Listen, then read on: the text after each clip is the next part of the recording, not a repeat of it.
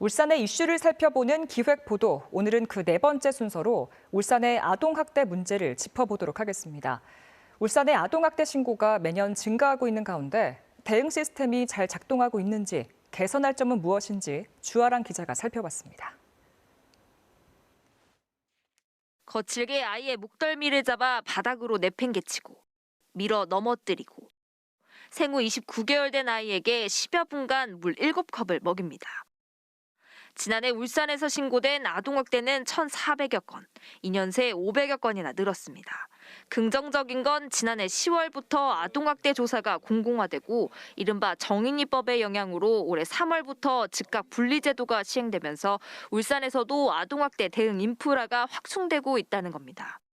지난해 13명에 그치던 울산의 아동학대 전담 공무원은 35명으로 3배 가까이 늘어났고 모든 지자체에 아동보호팀이 신설됐습니다. 또 피해 아동들이 지낼 수 있는 아동 쉼터와 아동 일시보호 시설도 확충됐습니다. 올해 초 울산 경찰청 안에 아동학대 특별수사팀이 신설되고 경찰과 지자체 간의 협력 체계도 강화됐습니다. 하지만 대응기관의 조사가 부실하거나 사무적으로 이를 처리하는 경우도 적지 않습니다. 실제로 울산 남구와 중구 국공립 어린이집 두 곳에서 일어난 아동학대 사건의 경우 경찰의 부실 수사로 다수의 학대 사실이 뒤늦게 확인되기도 했습니다. 특히 남구 국공립 어린이집 사건은 법원 선고가 얼마 남지 않은 상황에서 피해 아동 부모가 직접 법원에 CCTV 영상을 요청해 추가 피해 사실을 발견하면서 전면 재수사가 이뤄지기도 했습니다. 경찰을 믿고 기다려달라.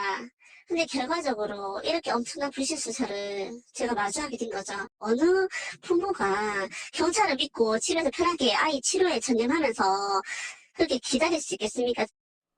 대응 인력 부족과 열악한 대응 여건도 문제입니다. 지난해 10월 말 기준 울산의 학대 예방 경찰관 1명이 담당한 아동은 9,800여 명으로 전국 최고 수준입니다. 아동학대 전담 공무원도 사정이 비슷한데 5개국은 중 그나마 상황이 나은 남구조차 최근 10개월간 전담 공무원 1명당 100건 가까운 학대 사건을 조사하는 등 업무량이 너무 많습니다. 특히 24시간 당직 체제에 대한 전담 공무원들의 피로도는 높지만 경찰과 같은 조사 강제권이 없어 어려움이 많습니다.